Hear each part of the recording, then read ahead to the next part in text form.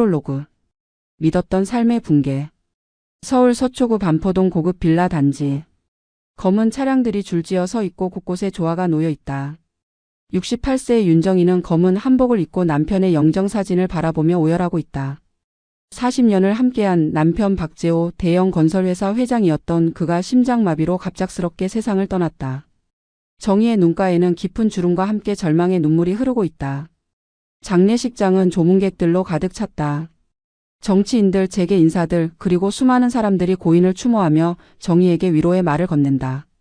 정희는 기계적으로 고개를 숙이며 인사를 받는다. 그녀의 곁에는 장남 박성민과 그의 아내 김유진, 그리고 차남 박성준과 며느리 이혜선이 서 있다. 하지만 그들의 표정에는 어딘지 모를 냉랭함이 감돌고 있다. 장례식이 끝나고 며칠 후 정희는 강남의 한 대형 로펌을 찾았다. 남편의 오랜 고문 변호사였던 최승호 변호사가 상속 절차에 대해 설명하기 위해서였다. 최 변호사는 50대 중반의 냉철한 인상을 가진 남자로 수많은 상속 분쟁을 다뤄온 베테랑이었다. 그는 서류를 뒤적이며 말을 꺼냈다. 혼인관계 증명서를 확인하던 중 충격적인 사실이 드러났다는 것이다. 변호사는 심각한 표정으로 정희에게 말했다. 박재호 회장과 윤정희 사이에는 혼인신고가 되어 있지 않다는 것이다. 법적으로는 부부가 아니라는 뜻이었다. 정희는 순간 귀를 의심했다. 40년 동안 함께 살아온 남편과 법적 부부가 아니라니 이런 일이 가능한가? 정희의 얼굴은 창백해졌고 손은 부들부들 떨리기 시작했다. 최 변호사는 더욱 충격적인 말을 계속했다. 현재 법적으로 박재호의 배우자로 등록된 사람은 따로 있다는 것이다. 그 여자의 이름은 김선옥 65세로 과거 박재호의 비서였던 여자였다. 정희는 그 이름을 듣는 순간 온몸에 소름이 돋았다. 남편이 생전에 종종 언급했던 그 여자, 단순한 비즈니스 파트너라고 했던 그 여자가 법적 아내였다는 것이다. 이때 장남 성민과 차남 성준이 변호사 사무실에 나타났다. 그들의 표정은 이미 이 사실을 알고 있었다는 듯 담담했다. 성민은 차갑게 말했다. 법적으로 어머니는 아버지의 재산에 대한 어떤 권리도 없다는 것이다. 오히려 지금까지 살던 집조차 아버지 명의이기 때문에 상속인들이 결정하기 전까지는 머물 수 없다고 했다. 며느리 유진은 더욱 노골적이었다. 빨리 집을 정리하고 나가야 한다고 했고 자신들도 어쩔 수 없다며 가식적인 미안함을 표했다. 정희는 그 자리에서 무너져 내렸다. 40년 동안 헌신해온 아내로서의 삶, 두 아들을 키우며 남편의 사업을 뒷바라지해온 모든 것이 하루아침에 물거품이 되었다. 그녀가 믿었던 가족, 믿었던 사랑, 믿었던 모든 것이 거짓이었다. 정희는 변호사 사무실에서 절규했다. 어떻게 이런 일이 가능한지, 40년의 세월이 이렇게 무의미할 수 있는지 이해할 수 없었다. 제1장. 숨겨진 또 다른 여자. 정희는 집으로 돌아와 남편의 서재를 뒤지기 시작했다. 혹시나 하는 마음으로 서류들을 하나하나 확인했다. 그러던 중 책장 뒤편에 숨겨진 서류 봉투를 발견했다. 떨리는 손으로 봉투를 열어보니 그 안에는 혼인관계 증명서가 들어 있었다. 박재호와 김선옥이 25년 전에 혼인신고를 했다는 내용이었다. 정희와 함께 산 지 15년이 지난 시점에서 다른 여자와 결혼한 것이다. 김선옥은 박재호가 건설회사를 운영하던 초기부터 그의 비서로 일했던 여자였다. 정희보다 3살 어린 그녀는 능력 있고 영리한 여자였다. 박재호는 종종 김선옥에 대해 언급했지만 항상 비즈니스 파트너로만 소개했다. 정희는 그녀를 의심한 적이 있었지만 남편이 그럴 리 없다고 믿었다. 하지만 진실은 정희가 상상했던 것보다 훨씬 잔혹했다. 더 충격적인 것은 자녀들이 이미 이 사실을 알고 있었다는 것이었다. 성민은 20대 초반부터 이 사실을 알고 있었고 성준 역시 마찬가지였다. 그들은 아버지의 부탁으로 어머니에게는 절대 말하지 않기로 했다고 했다. 자녀들에게는 정희가 법적 어머니가 맞지만 아버지의 재산 상속에서는 완전히 배제된다는 것을 그들은 잘 알고 있었다. 며칠 후 장례식장에 예상치 못한 인물이 나타났다. 김선옥이었다. 그녀는 검은색 정장을 입고 당당하게 걸어 들어왔다. 정희보다 훨씬 젊어 보이는 외모에 세련된 분위기를 풍기고 있었다. 선옥은 직접 정희에게 다가와 말했다. 자신이 박재호의 진짜 법적 아내라는 것이다. 그리고 앞으로 모든 상속 절차는 자신이 주도할 것이라고 선언했다. 정희는 그 순간 온 몸이 얼어붙었다. 장례식장에 있던 모든 사람들이 이 상황을 지켜보고 있었다. 조문객들 사이에서 수군거리는 소리가 들려왔다.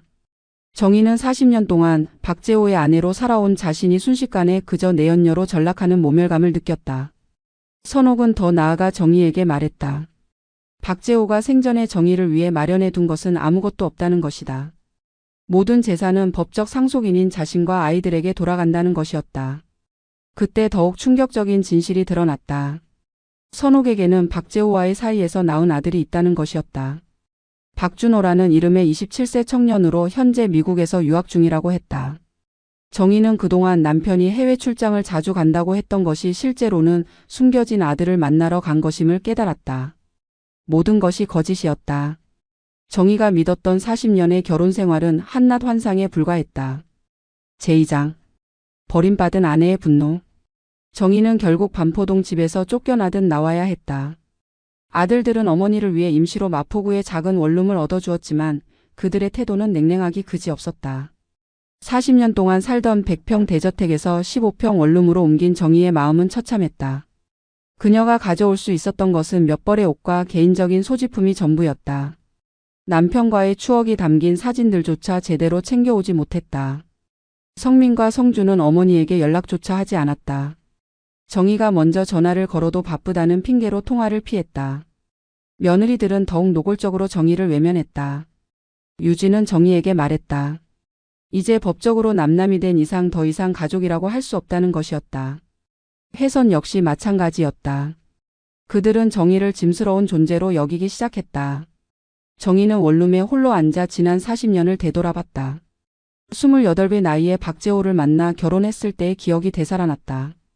그때 박재호는 작은 건설업체를 운영하는 젊은 사업가였다. 정희는 대학을 졸업한 교사였지만 남편의 사업을 돕기 위해 교직을 그만두었다. 남편이 사업에 전념할 수 있도록 집안 살림을 도맡았고 두 아들을 홀로 키웠다. 남편의 접대와 사업 관계자들과의 만남도 모두 정희가 뒷바라지했다. 박재호의 사업이 크게 성공한 것도 정희의 내조 덕분이었다. 그녀는 남편의 사업 파트너들의 부인들과 친분을 쌓아 인맥을 넓혔고 각종 사교 모임을 주최하며 남편의 사업에 도움이 되고자 했다. 정희의 희생과 헌신이 있었기에 박재호는 지금의 재벌 수준까지 성공할 수 있었다. 하지만 이 모든 것이 법적으로는 아무런 의미가 없다는 것이 현실이었다. 하지만 정희는 그냥 무너져 있을 생각이 없었다. 68세의 나이지만 아직 포기하기에는 이르다고 생각했다. 그녀는 거울 앞에 서서 자신에게 다짐했다. 40년의 삶을 송두리째 빼앗길 수는 없다는 것이다.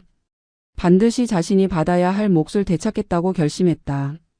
정희의 눈에는 분노와 결의가 동시에 타오르고 있었다. 정희는 남편이 생전에 했던 수상한 행동들을 떠올리기 시작했다. 깊은 밤에 몰래 받던 전화통화, 서재에 숨겨둔 노트와 서류들, 그리고 정희가 모르는 계좌들의 존재. 남편은 생전에 종종 비밀스럽게 행동했지만 정희는 사업상의 일이라고 생각했다. 하지만 이제 그 모든 것들이 다른 의미로 다가왔다. 혹시 남편이 정희를 위해 남겨둔 무언가가 있을지도 모른다는 생각이 들었다. 정희는 본격적으로 진실을 파헤치기로 결심했다. 그녀에게는 아직 사용할 수 있는 카드들이 있었다.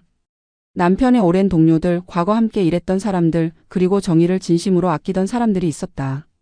그들을 통해 남편의 숨겨진 비밀들을 하나씩 밝혀내고자 했다. 정희는 더 이상 순종적이고 참을성 많은 아내가 아니었다. 이제는 자신의 권리를 찾기 위해 싸우는 전사가 되기로 했다. 제3장. 숨은 진실을 파헤치다. 정희는 먼저 남편의 오랜 동업자였던 김태윤 전 상무를 찾아갔다. 72세의 김상무는 박재호와 함께 회사를 일궈온 동지였다. 그는 정희를 보자마자 안타까운 표정을 지었다. 사실 김상무도 박재호의 이중 생활에 대해 알고 있었다고 털어놓았다. 박재호가 김선옥과 혼인신고를 한 것도 그녀와의 사이에 아들이 있다는 것도 모두 알고 있었다는 것이다. 김상무는 더 충격적인 사실을 알려주었다. 박재호가 김선옥을 위해 상당한 규모의 차명 재산을 만들어뒀다는 것이다. 회사의 계열사 지분, 부동산, 그리고 해외 계좌까지. 김선옥 명의로 되어 있는 자산이 수백억 원에 달한다고 했다. 이는 명백한 탈세와 재산 은닉 행위였다. 김상무는 정희에게 말했다. 박재호가 정희를 사랑하지 않았던 것은 아니지만 사업적 판단으로 김선옥을 선택했다는 것이었다. 정희는 다음으로 남편의 전담 비서였던 이영미를 만났다. 50대 초반의 이영미는 15년간 박재호의 비서로 일했던 여자였다. 그녀는 정희에게 미안하다며 눈물을 흘렸다. 자신도 회장의 이중 생활을 알고 있었지만 말할 수 없었다고 했다. 이영미는 정희에게 중요한 정보를 제공했다. 박재호가 개인 금고에 보관하던 중요한 서류들의 존재에 대해서였다. 이영미의 증언에 따르면 박재호는 강남의 한 은행에 개인 금고를 운영하고 있었다. 그곳에는 각종 중요한 서류와 함께 정희에게 남기는 편지도 있다고 했다. 하지만 그 금고의 열쇠는 김선옥이 가지고 있을 것이라고 추정했다. 이영미는 또한 박재호가 생전에 자주 말했던 것을 전해 주었다. 정희를 평생의 동반자로 생각한다고 했지만 사업상의 이유로 법적 결혼은 할 수 없다고 했다는 것이었다. 정희는 남편의 또 다른 오랜 친구인 변호사 한석주를 찾아갔다. 한 변호사는 박재호의 대학 동기로 40년 넘게 친분을 유지해온 사람이었다. 그는 정희를 보자마자 깊이 고개를 숙였다. 자신도 박재호의 상황을 알고 있었지만 친구의 부탁으로 비밀을 지켜야 했다고 했다. 한 변호사는 정희에게 희망적인 소식을 전해 주었다. 사실혼 관계에서도 상속권을 인정받을 수 있는 방법이 있다는 것이었다. 한 변조사는 정희에게 설명했다. 40년간의 사실혼 관계, 두 아들의 존재, 그리고 정희의 내조와 헌신이 인정된다면 법적으로도 상속권을 주장할 수 있다는 것이다. 특히 김선옥의 차명 재산과 탈세 의혹이 드러난다면 그녀의 상속권에도 문제가 될 수 있다고 했다. 한 변호사는 정희를 도와 본격적인 법적 대응에 나서기로 했다. 가장 충격적인 발견은 박재호의 숨겨진 또 다른 비밀이었다. 김선옥과의 사이에서 낳은 아들 준호 외에도 다른 여자와의 사이에서 낳은 딸이 있다는 것이었다. 박미래라는 이름의 25세 여성으로 현재 캐나다에 거주하고 있었다. 이는 김선옥도 모르는 사실이었다. 박재호의 사생활은 정희가 상상했던 것보다 훨씬 복잡하고 은밀했다. 정희는 남편이 도대체 몇 개의 얼굴을 가지고 살았는지 경악했다. 정희는 이제 단순히 상속권을 주장하는 것을 넘어서 남편의 모든 비리를 폭로하기로 결심했다. 차명 재산, 탈세, 그리고 각종 불법 행위들을 낱낱이 밝혀내어 김선옥의 상속권에도 타격을 주고자 했다. 정희의 복수는 이제 본격적으로 시작되었다. 제4장. 법정의 전쟁. 드디어 재판이 시작되었다. 서울중앙지방법원 대형 법정에는 수많은 방청객들이 몰려들었다. 재계 거물의 상속 분쟁이라는 점에서 언론의 관심도 집중되었다. 정희는 검은 정장을 입고 당당하게 법정에 들어섰다. 그녀의 변호사로는 한석주 변호사와 함께 상속 전문 변호사인 최은정 변호사가 함께했다. 최 변호사는 40대 초반의 여성으로 수많은 상속 분쟁에서 승리한 경험이 있는 실력자였다. 반대편에는 김선옥이 앉아 있었다. 그녀는 값비싼 샤넬 정장을 입고 자신만만한 표정을 짓고 있었다.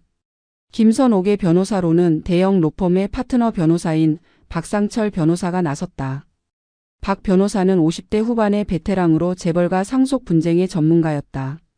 법정의 분위기는 살벌했다. 재판부는 3명의 판사로 구성되었다. 주심은 김영철 부장판사로 가정법원에서 오랜 경험을 쌓은 원로 판사였다.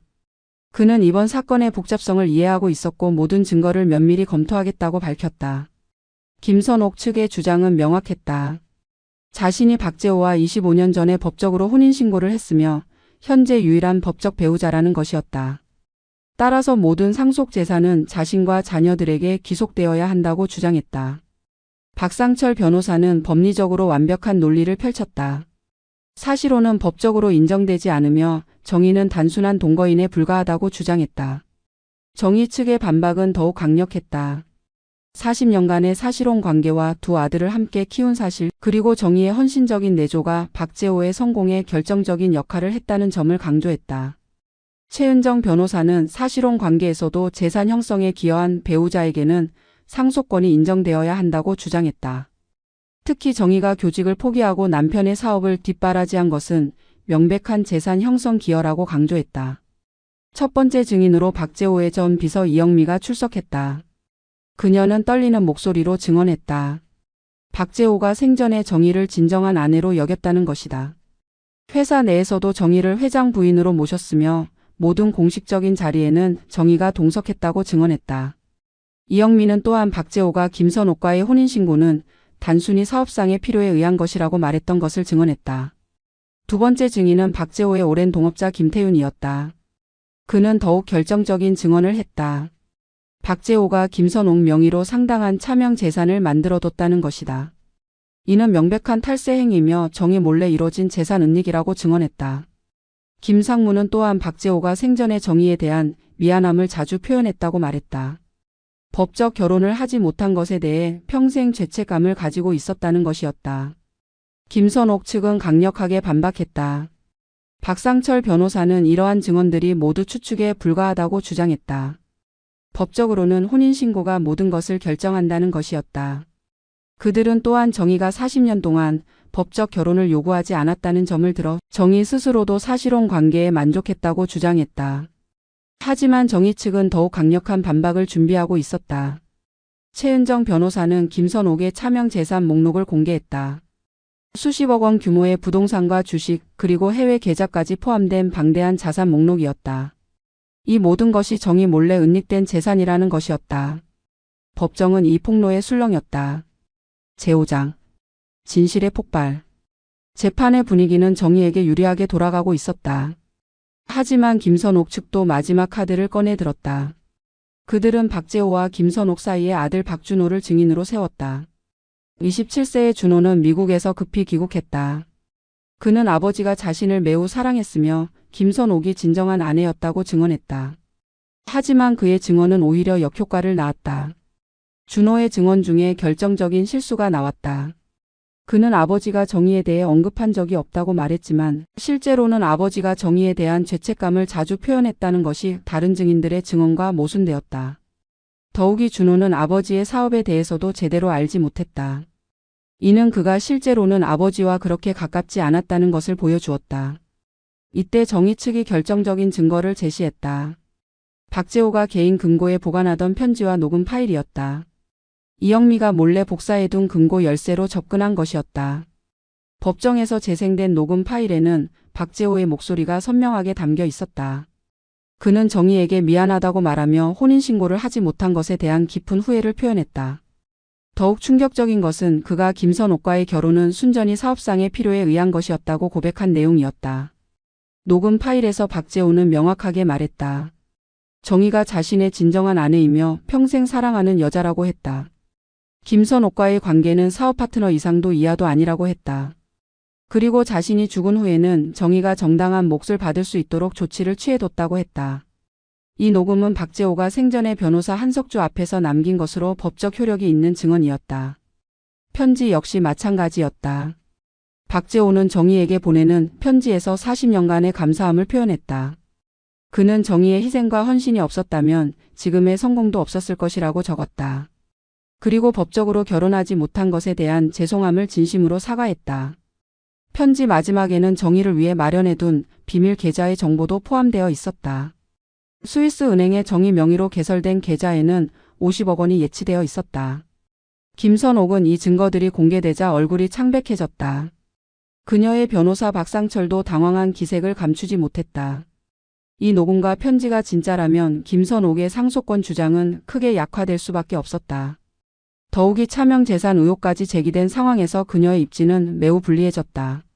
하지만 김선옥은 마지막 발악을 했다. 그녀는 법정에서 소리를 지르며 항변했다. 자신이 25년 동안 박재호의 법적 아내였으며 그의 사업을 함께 일궈온 동반자라고 주장했다. 하지만 이는 오히려 그녀에게 불리하게 작용했다. 감정적으로 대응하는 모습이 법정에서 좋지 않은 인상을 주었기 때문이다. 더욱 충격적인 것은 김선옥의 위조 사실이 드러난 것이었다. 정의 측이 제출한 증거에 따르면 김선옥이 제출한 일부 서류들이 조작된 것이었다.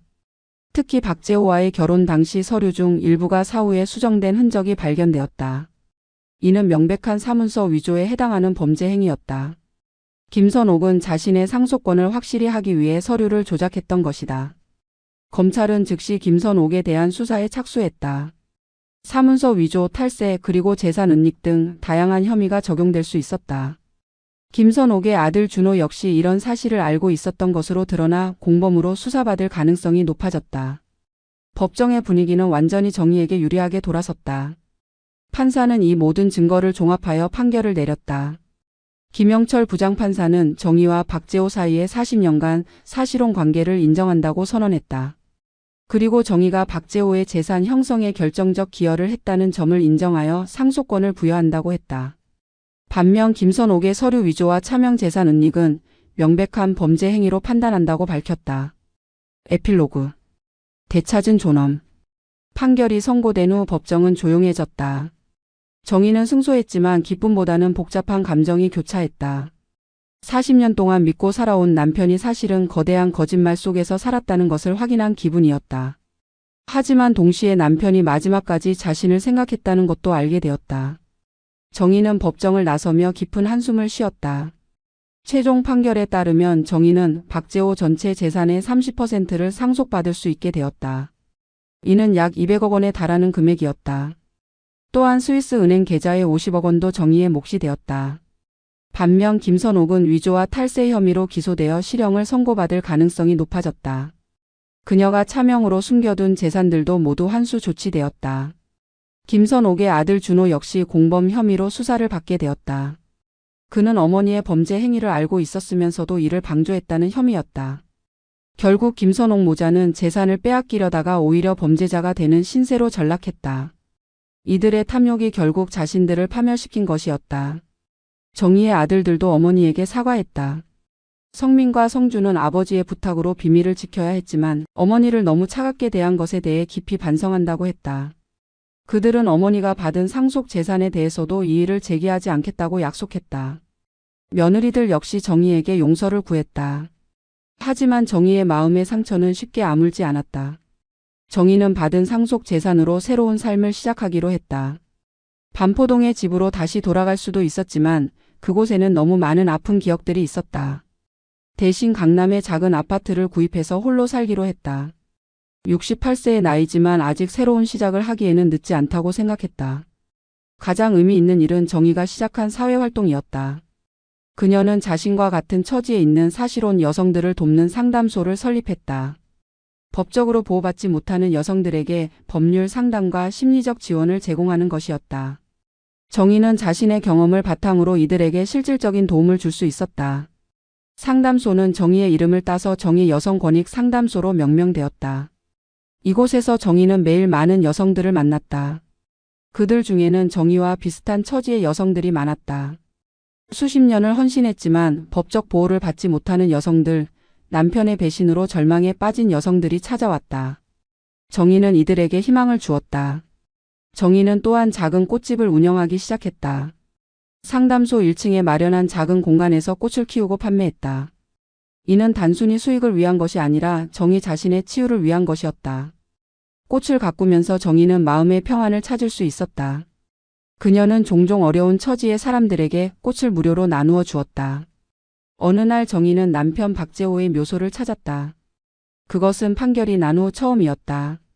정의는 남편의 묘비 앞에 앉아 조용히 말을 걸었다. 이제 모든 것이 끝났다고 진실이 밝혀졌다고 했다. 그리고 남편을 용서한다고 말했다. 40년의 세월이 모두 거짓은 아니었을 것이라고 믿고 싶다고 했다.